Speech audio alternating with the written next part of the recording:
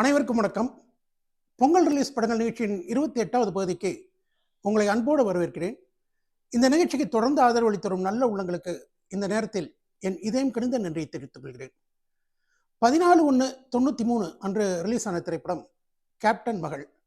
ராஜா, Khushbu, Napoleon, ஜி.எம். Kumar நடித்த இந்த படத்திற்கு கதை வசனம் செல்வராஜ், இசை அம்சலேகா, தயாரிப்பு டைரக்ஷன் பாரதி ராஜா.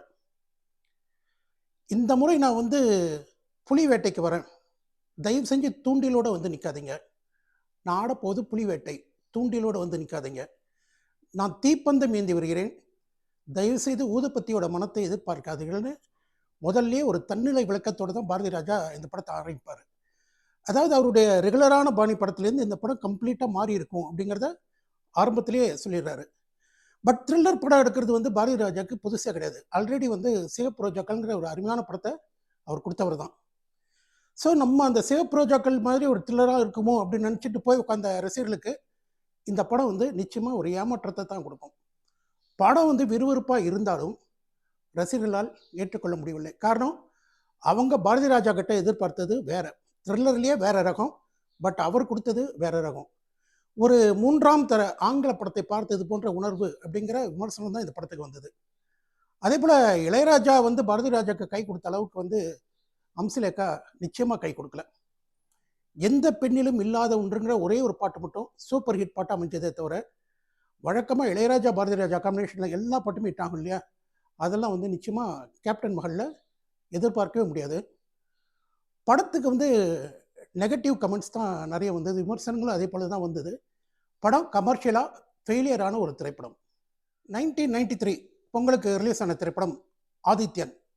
சரத்குமார், சுகன்யா நடித்த இந்த படத்திற்கு இசை கங்கை அமரன், கதை வசனம் டைரக்ஷன் பாஸ்கர் ராஜ்.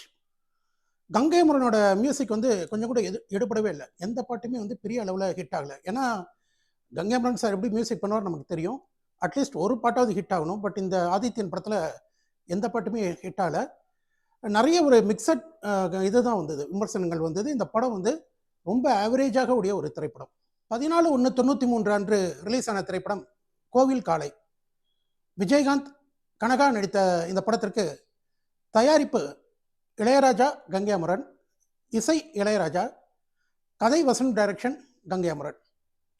விஜயகாந்த் இளையராஜா கூட்டணி அப்படிங்கும்போது ஒரு பெரிய எதிர்பார்ப்பு இருக்கும். இருந்தாலும் அந்த விஜயகாந்த் இளையராஜா இருந்தும் கங்கை அமரன் படத்தை சரியான முறையில் இயக்கலை. அவர் என்ன சொல்ல வர்றார் அப்படிங்கிறதுலையே அவருக்கே ஏகப்பட்ட குழப்பம் இருக்குது அப்படிங்கிற மாதிரி தான் விமர்சனங்கள் வந்தது.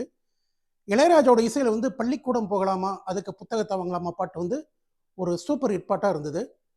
கலவையான விமர்சனங்களோடு கண்டிப்பாக இளையராஜா கங்கை அமரன்னா மாபெரும் வெற்றி அடையும் அப்படின்னு நினச்சிட்டு இருந்த நேரத்தில் ரொம்ப ஆவரேஜாக ஓடிய படம் கோவில் காளை. இந்த கோவில் காளை படத்தில் சொல்லிக்கொள்ளக்கூடிய ஒரு விஷயம், ஆறுதலான ஒரு விஷயம் என்ன அப்படின்னா, கவுண்டமணி, செந்தில் காமெடி தான். கவுண்டமணி, செந்தில், வடிவேலு இவங்க 3 பேர் சேர்ந்து செய்கிற காமெடி நிச்சயமாக நல்லாயிருக்கும். இந்த படத்தோட அந்த ஓரளவு வெற்றிக்கும் பெரிய அளவில் கை கொடுத்தது செந்தில் கவுண்டமணி காமெடி தான். 14/1/93 அன்று ரிலீஸ் ஆன திரைப்படம் சின்ன மாப்பிள்ளை. பிரபு, சுகன்யா, விசு நடித்த இந்த படத்திற்கு கதை வசனம் கிரேசி மோகன், சந்தான பாரதி, இசை இளையராஜா, டைரக்ஷன் சந்தான பாரதி. காமெடியில் தூள் கிளப்பிய படம் சின்ன மாப்பிள்ளை. பிரபுக்கு டபுள் ஆக்ட், ரெட்டை வடத்துலேயும் பிரபு ரொம்ப தூள் கிளப்பியிருப்பார். கதை, லாஜிக்கு இதெல்லாம் விட்டுட்டு ஒரு 2 மணி நேரம் நல்லா ஜாலியாக சிரிச்சுட்டு வரலான்னா நிச்சயமாக சின்ன மாப்பிள்ளை போகலாம் அப்படின்னு சொல்லி தான் இந்த படத்துக்கு விமர்சனமே வந்தது. இளையராஜா இசையில் எல்லா பாடல்களுமே சூப்பர் ஹிட் பாடல்கள். காதோறும் லோலாக்கு, அதே போல் வெண்ணிலவு கொதிப்பதென்னு எல்லா பாட்டுமே சூப்பர் ஹிட் பாட்டு. இந்த படத்துக்கு சிறந்த வசனகர்த்தாக்கான விருது கிரேசி மோகன் அவர்களுக்கு கிடைச்சது. கமர்ஷியலாக சக்ஸஸ் ஆன மாபெரும் வெற்றி திரைப்படம் சின்ன மாப்பிள்ளை. 14/1/93 அன்று ரிலீஸ் ஆன திரைப்படம் மறுபடியும். அரவிந்த் சாமி, ரேவதி, நேல்கள் ரவி, ரோஹிணி நடித்த இந்த படத்திற்கு கதை மகேஷ் பட், இசை இளையராஜா, ஒளிப்பதிவு டைரக்ஷன் பாலு மகேந்திரா. 1982 ஹிந்தியில் வெளிவந்த அர்த் அப்படிங்கிற படத்தோட ரீமேக் தான் இந்த மறுபடியும் படம். ஏறக்குறைய பார்த்தீங்கன்னா பாலு மகேந்திரா அவருடைய கதையவே திரும்ப படம் எடுத்திருப்பாரோ அப்படின்னு நமக்கு பார்க்கும்போது ஒரு ஃபீலிங் வரும். அந்தளவுக்கு விஷயங்கள்லாம் நிறைய ஒத்துப்போகும். ரேவதியோட நடிப்பு ரொம்ப அருமையாக இருக்கும், நடிப்பில் கலக்கியிருப்பார். அதே போல் இளையராஜா இசை, இளையராஜாவுக்கு வந்து பாலு மகேந்திரா படம் அப்படின்னாலே அதுக்கு தனியாக ஒரு சுறுசுறுப்பு வந்துடும். எல்லோருக்கும் நல்ல காலம் உண்டு நேரம் உண்டு வாழ்விலே, எல்லோரும் சொல்லும் பாட்டு, நலம் வாழ எந்நாளும் என் வாழ்த்துக்கள். இதை விட குறிப்பாக சொல்லணும் அப்படின்னா ஆசை அதிகம் வச்சு, இந்த பாட்டுக்கு வந்து ரோகிணியோட டான்ஸும் அந்த டான்ஸ் அமைத்த சிவசங்கர் மாஸ்டரும் வந்து ரசிகர்களை ரொம்ப கவர்ந்தாங்க. குறிப்பாக இந்த ஆசை அதிகம் வச்சு பாட்டுக்கு பார்த்தீங்கன்னா இதை விட ஆப்டாக ஒரு ஸ்டெப்ஸ் வைக்கவே முடியாது அப்படிங்கிற மாதிரி சிவசங்கர் வந்து அந்த பாட்டை கம்போஸ் பண்ணியிருப்பார். இளையராஜா இசையில் எல்லா பாடல்களுமே சூப்பர் ஹிட். பட் வந்து இதுக்கு பார்த்தீங்கன்னா விமர்சனங்கள் வந்து ரொம்ப கலவையான விமர்சனங்கள் தான் வந்தது. அப்படி வந்தாலும் இந்த படம் வந்து ஒரு வெற்றி படம் தான். 1993 பொங்கலுக்கு ரிலீஸ் ஆன திரைப்படம் மாமியார் வீடு. சரவணன், செல்வா, நந்தினி நடித்த இந்த படத்திற்கு இசை இளையராஜா, கதை வசனம் டைரக்ஷன் கணேஷ்ராஜ். இந்த படத்தில் பார்த்தீங்கன்னா நல்ல சம்சாரம் வைத்ததற்கு நன்றி சொல்வேனே நான் உனக்குன்னு ஒரு பாட்டு இளையராஜா இசையில். இது வந்து அந்த படம் வந்த டைமில் ஹிட்டாக இருந்த ஒரு பாடல். இந்த படத்துக்கு வந்து கலவையான விமர்சனங்கள் தான் வந்தது. இருந்தாலும் சரவணனை பொறுத்த வரைக்கும் இந்த படம் வந்து ஒரு வெற்றி படம் தான். 14/1/93 அன்று ரிலீஸ் ஆன திரைப்படம் முற்றுகை.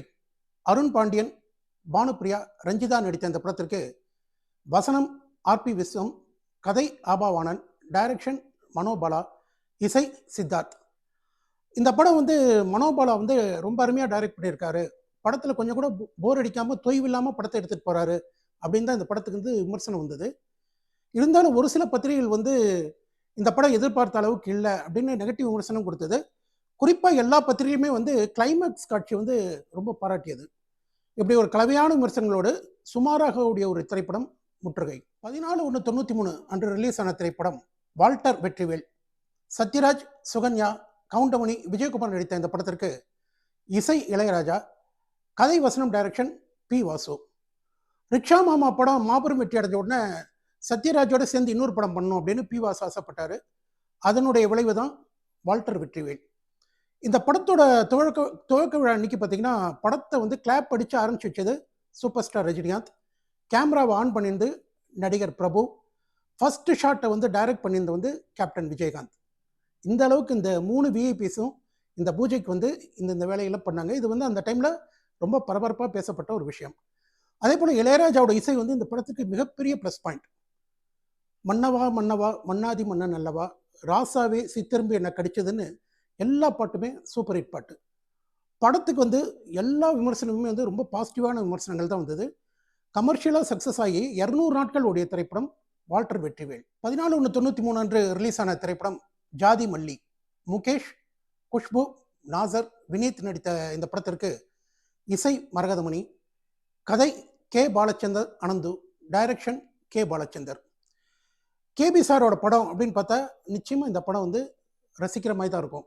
ஆனால் இந்த படம் வந்த காலகட்டத்தில் ரசிகர்களோட மனநிலைன்னு ஒன்று இருக்கு இல்லையா, அவங்களால இந்த படத்தை வந்து பெரிய அளவில் ரசிக்க முடியல.